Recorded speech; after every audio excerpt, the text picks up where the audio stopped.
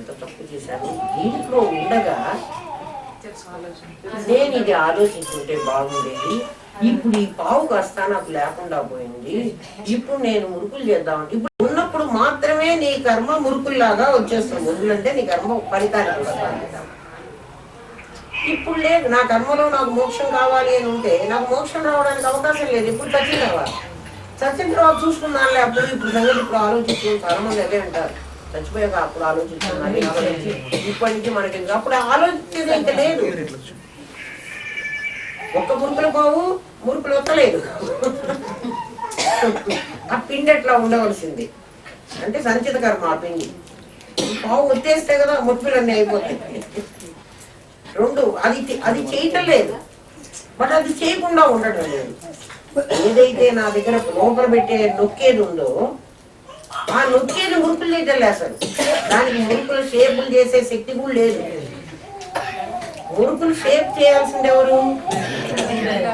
ఈ బిళ్ళ, ఈ డబ్బా. ఈ డబ్బా ఇది, దీంట్లో ఉన్న సూక్ష్మ శరీరం అది. అది కాస్త పోయింది అనుకోండి, మరి ఇది వదిలిపెట్టిందంటే అదే కదా ఆలోచించేది, అది నిశ్చయించేది, అది అనుకుంటుంది. అది ఇప్పుడు ఇందులోంచి బయటకు వచ్చింది. అది అనుకుంటుంది, ఎంత తప్పు చేశాను, దీంట్లో ఉండగా నేను ఇది ఆలోచించుకుంటే బాగుండేది. ఇప్పుడు ఈ పావు కాస్త నాకు లేకుండా పోయింది. ఇప్పుడు నేను మురుకులు చేద్దామంటే ఇప్పుడు ఈ పావు కాస్త నాకు లేకుండా పోయింది. ఇప్పుడు నేను మురుకులు చేద్దామంటే ఇప్పుడు దానికి తెలుసు లేదు, ఇది లేదు. అందుకని మళ్ళీ ఇంకొక దీన్ని సంపాదించుకోవడానికి అది కూర్చోబెట్టడానికి లేదు. మరి నేను చచ్చిపోయిన తర్వాత నేను చూస్తాను అంటే అప్పుడు చూసేదే లేదు, అప్పుడు చూడటానికి అవకాశం లేదు. అందుకని ఈ దేహం ఉన్నప్పుడే, ఇప్పుడే, రేపటిదాకా ఏముంటుందని నాకు నమ్మకం లేదు. ఈ క్షణమే ఇప్పుడే ఆలోచించు, నీ కర్మని నశింపజేసుకోవడానికి. నశింపజేసుకుని నన్ను ఎట్లా ఉండమంటావు?